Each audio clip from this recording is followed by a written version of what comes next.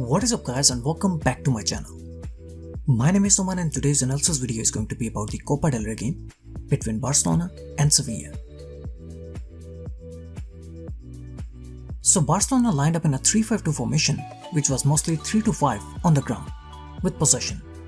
And they also changed their formation to a back four in the second half after the introduction of Antoine Griezmann. While Sevilla, on the other hand, lined up in a 4-3-3 formation, but they also changed their formation to a back three, with Fernando dropping in the defense with the ball. Barcelona started the game really well. They had total control of possession and they were dominating the play by creating chances. Sevilla tried to implement a man-oriented high press at the start of the game, as they tried to stop Barcelona's build-up and force them into making mistakes. The front three of Sevilla were pressing the three Barcelona centre-backs.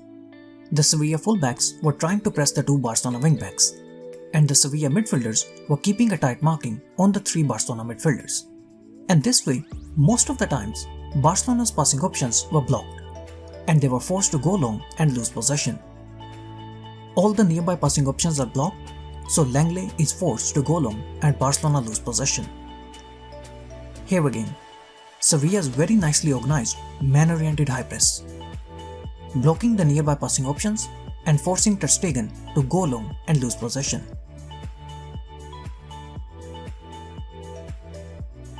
But thanks to Messi, Barcelona were able to find a way to break this man-oriented high press of Sevilla very early in the game.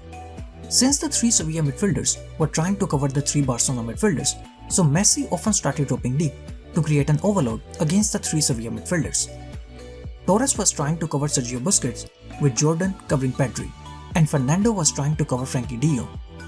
So whenever Messi dropped in the midfield, Barcelona had an extra man in the midfield, and thus one of the Barcelona midfielders was always free to receive the ball from his centre-backs. Again, same pressing pattern. The front three are trying to press the three Barcelona centre-backs, with the full-backs pressing the two Barcelona wing-backs. Fernando, Torres and Jordan are trying to cover the three Barcelona midfielders. Torres is covering Sergio Busquets, with Jordan covering Pedri. Messi drops deep and he gets the attention of Fernando. And now Fernando is left in a 1v2 position against Messi and Frenkie de Jong. And Fernando now has no idea whether to cover Messi or step out and cover Frenkie de Jong. Fernando was taken out by Messi, and Ter Stegen easily picks Frenkie de Jong in the open space. Here again, Torres is covering Sergio Busquets, with Jordan covering Pedri. Messi once again drops in the midfield and he gets the attention of Fernando. This way Frenkie de Jong was able to get himself free, and he was also able to isolate the Sevilla fullback in a 2v1 position with the help of Dest. Thanks to Messi's deeper position, Barcelona were able to isolate the Sevilla fullback in a 1v2 position time and time again. Dest was totally free to attack the open space, so Acuna had no option but to concede a foul. Messi's off-the-ball runs were creating lots of issues for Sevilla. Messi was able to free one of the midfielders for Barcelona to help them easily build their play. So as the game progressed, Fernando decided not to follow Messi, and one of the Sevilla centre-backs started following Messi whenever he dropped in the midfield. But that created another big issue for Sevilla. Messi once again drops in between the lines, and this time Koundé steps out to cover Messi. But as he steps out of his line, he leaves the gap open for Dembélé to make a run.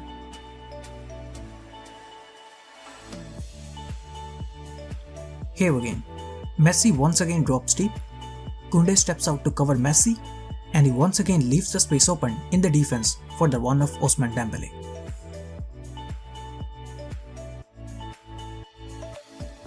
In order to match Barcelona's formation, Sevilla also decided to shift to a back three with Fernando dropping in the defense whenever they had the ball. This way both the teams were able to match one another man-to-man, and Sevilla tried to use that man-to-man marking to drag the Barcelona centre-backs out of their line to open the spaces in Barcelona's defense. Sevilla also shifting to a back three as they tried to match Barcelona by creating a 1v1 position all over the ground. Since we had a 1v1 position all over the ground, so every player had to take care of his man to ensure that no overloads are created anywhere on the ground. And this is where Sevilla had the chances to catch Barcelona since the Barcelona defense doesn't have enough pace. De Jong drops deep and he drags Piqué out of his line to open the space in the central area. Sergio Busquets could see Al-Nassiri making the run in the open space, so Sergio tries to drop in the defense to cover the open space. But Sergio Busquets fails to check his shoulder to see Torres, who was positioned on the blind side. So both Sergio Busquets and Oscar make a run to cover the central space, and that leaves Torres totally free. Al-Nassiri makes a central run and he takes away Oscar, and Torres is now totally free to attack the wide area. Here again, De Jong drops deep and he checks his shoulder to see Piqué dropping deep to cover De Jong. Piqué drops deep, he leaves the space open in the defense, and then Piqué fails to match the speed of De Jong, who had already checked his shoulder to see the open space, and De Jong should have scored the goal here. This time Sousa drops deep and he drags Langley out of his line to open the space in the defense. Sousa's one-touch pass to Vidal, who plays a first-time pass in the open space for the run of Torres. In the second half, Barcelona changed their formation from a back 3 to a back 4, as Koeman decided to sacrifice a defensive player to introduce more attacking power in the shape of Griezmann. Barcelona now shifting to a back 4 and keeping an offensive formation of 2-6 as they went on a full offensive mode. Barcelona needed something special, and that special thing was given to them by Piqué, who scored a late equalizer to help Barcelona stay in the tie. And once the game went to the extra time, there was always going to be one winner, especially with the numbers advantage. The way Barcelona played yesterday, they definitely deserve to win the game. And one man who deserves special appreciation is Ter Stegen. If it wasn't for that saved penalty, Barcelona would have never made it to the final. Thank you so much guys for watching the video.